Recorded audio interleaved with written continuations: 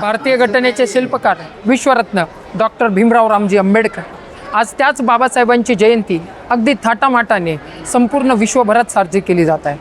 भारतामध्ये तर बाबासाहेबांची जयंती अगदी जल्लोषच समजावं, पण एकेकाळी बाबासाहेब आंबेडकरच म्हणले होते, केवळ माझ्या नावाचा जय जयकार करण्यापेक्षा माझे अपुरे राहिलेले स्वप्न पूर्ण करा। जी गोष्ट माझ्या दृष्टीने अत्यंत महत्त्वाची आहे ती गोष्ट प्राप्त करण्यासाठी अगदी जीवाच्या मोलाने लढा।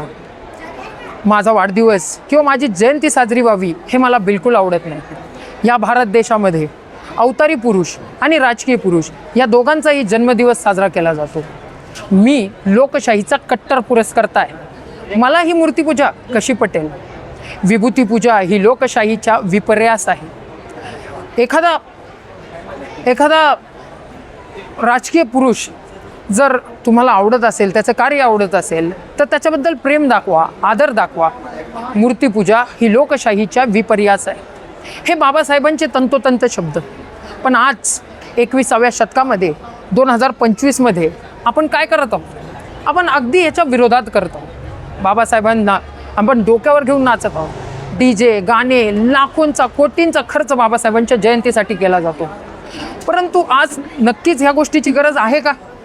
ह्या गोष्टी करणं गरजेचं आहे का? आज बाबासाहेबांची जी क्रांतिकारी चळवळ आहे ती कुठे आहे? आपली चळवळ ही नेमकी कुठे आहे? तर आपली ही चळवळ शून्यावरती आहे। आणि बाबासाहेब स्वतः म्हणाले होते की माझ्या समाजासमोर हिमालयासारखं संकट आहे आणि त्या हिमालयाला मी माझे डोके लावून फोडणार आहे।